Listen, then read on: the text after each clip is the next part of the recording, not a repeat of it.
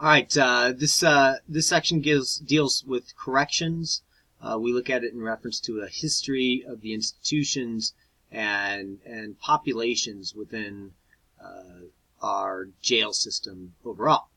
So the contemporary correctional system encompasses a wide range of institutions. Half or more of all inmates will be back in prison within 6 years, so the recidivism rate is extremely high. We can think of different ways to administer corrections. We can think of it as a system that's delivering just desserts for somebody who has broken the law, or we can come at it from a treatment perspective. The current guiding philosophy in American corrections is on the security and management of large inmate populations. This focus diminishes the importance and therefore the emphasis of rehabilitation. So our systems have become so large that it's almost impossible to take and consider rehabilitation while we're dealing with the large populations that our system is dealing with these days. Large prison populations are managed. The sheer size of the prison population does not allow for inmates' needs on an individual basis to really be taken into consideration. Some important points. The United States has the highest percentage of population in prison of any Western nation. So what's the point of mass incarceration? Some see it as an effort to marginalize young people of color and serve as a racial case system.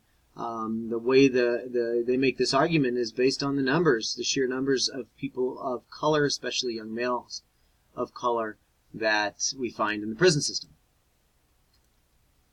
We have to take in consideration the history of correctional institutions. The earliest correctional facilities were essentially jails designed to hold pretrial detainees. Banishment and corporal punishment were the primary means of punishment until about the 19th century. We've already talked about this history.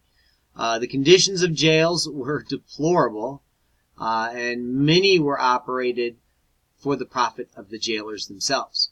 As you can imagine, with many for-profit organizations trying to provide public services, what we see is a cutting of service in an effort to maximize profit. After the American Revolution, the English Crown used old sailing ships to house inmates. These were called prison hulks. These facilities were infamous for their deplorable conditions, but continued to be used until the late 1950s, or late 1850s, not 1950s. Sorry about that, sir. John Howard was a reform-minded sheriff from Bedfordshire who drew attention to the conditions of these jails. And Howard's report resulted in the Penitentiary Act, which called for a more orderly penal system. Although several colonies developed jails, the modern American correctional system didn't really take root until Pennsylvania, under the leadership of William Penn. Penn replaced the public administration of punishment with prisons. He also revised the criminal code to forbid torture and the capricious use of mutilation and physical punishment, which was going on when we were throwing people in jail. Penn's influence remained effective until his death in 1718, after which time the state moved back to this more public punishment model.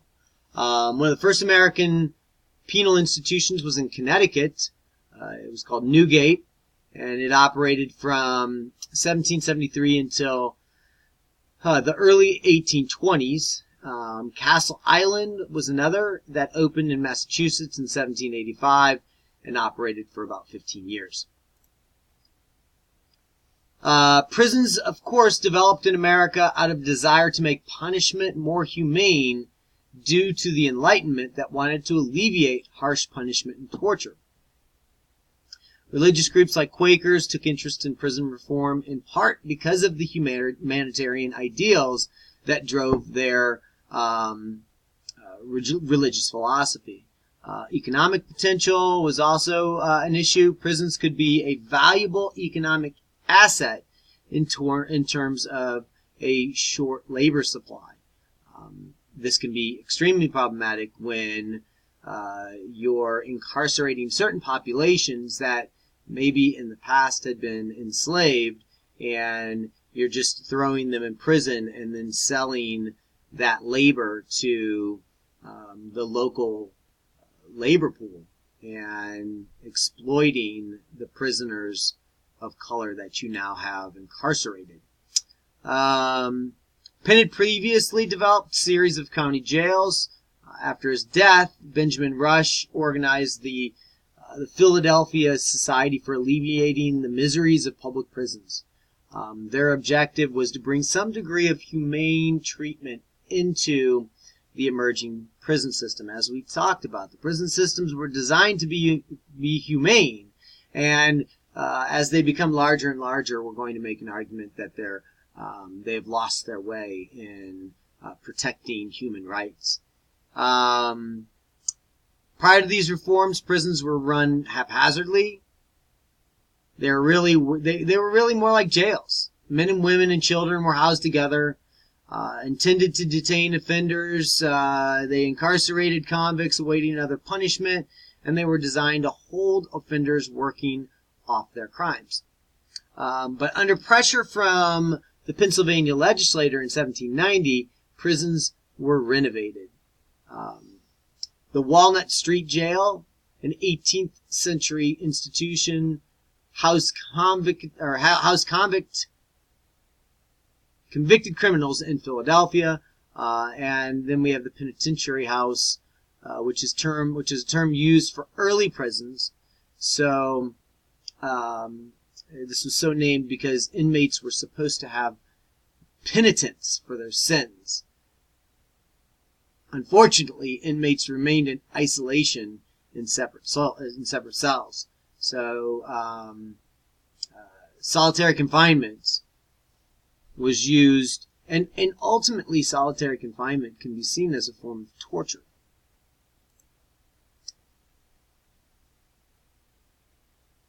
We need to look at two particular systems, the New York system and the Pennsylvania system. The New York system, or the Auburn system, in this system, prisons were built in tiered cells.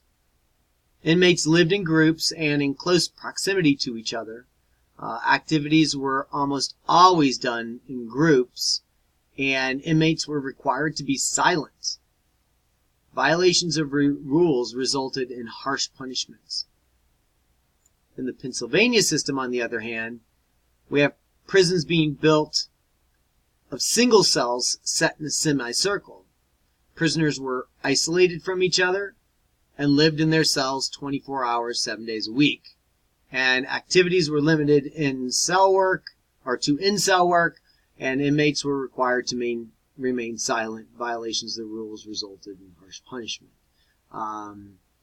If you ask me, not that I want to be in prison, but I think I'd rather be in prison where I was allowed to interact with other humans versus being in prison where I was essentially held within solitary confinement most of my time while I'm incarcerated.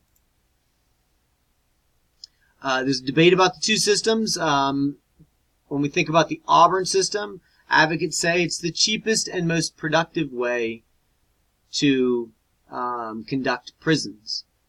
Criticisms is that it's a breeding place for criminal association. So because you're able to get out there and interact with each other, you're just going to make more contacts. On the Pennsylvania side, on the other hand, the advocates say it's quiet, efficient, humane, and well-ordered, whereas the criticism is that solitary confinement is cruel and inhumane. As I alluded to early, solitary confinement can be seen as a form of torture. And in the end, New York's congregate model eventually prevailed and spread across the United States. So solitary confinement lost out, at least for the most part. These the congregate model still has mechanisms to institute solitary confinement, but not in the way that it was being instituted at this time. As we move into the 19th century, as you can imagine, society's changing, and prisons became part of the social change, and they became more prevalent as well. Although prisons were originally developed to make punishment more humane, as we've argued up through this this particular slide, that began to fall to the wayside, and they really became brutal places. Corporal punishment in prison was carried out in private, where it could become savage. And the prison guards, being of complete power over the prisoners, could do whatever they wanted. The prison industries developed and became a dominant theme over this time. And we see two different types of systems. Contract systems, where prison officials sold the labor of inmates to private businesses. Sometimes the contractor supervised the inmates inside the prison itself. Or convict leased systems. The state leased its prisoners to a business for a fixed annual fee and gave supervision and control. Now remember, I said that this can be a problem, especially if you're incarcerating primarily people of color, especially following slavery in the United States. You can begin to make an argument that the government is just incarcerating these same people that they enslaved before, and they're selling their labor on the open market.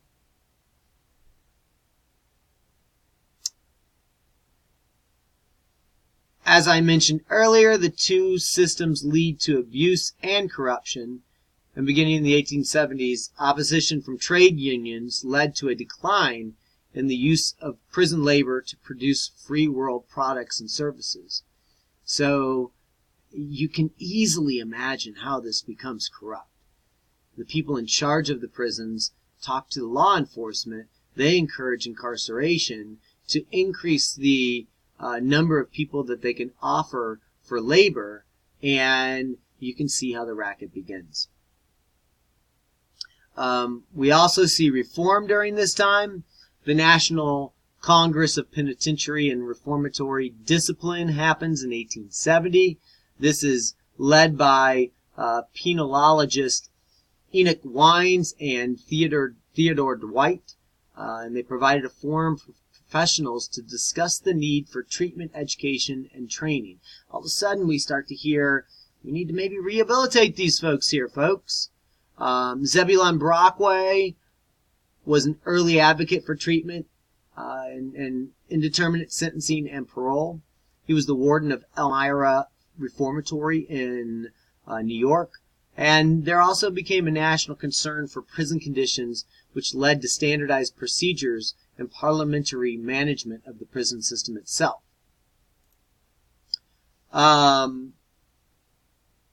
We also see the development of parole. It has its origins in the 17th century practice of banishment. What we see develop is a transportation address labor shortages caused by war, disease, and opening of new commercial markets. So this parole offers reprieves and stays of execution if inmates choose to relocate, normally a faraway colony. So we can parole you as long as you're going someplace else. In 1717, British Parliament passed legislation embodying the property in service, which transferred control of prisoners to a contractor or a shipmaster. The English Penal Servitude Act of 1853 ended transportation and instituted a ticket to leave. Parole was ultimately adopted in the U.S. during the 19th century reform movement. Brockway was very instrumental in this change, and by 1927, half of the inmates were released to parole.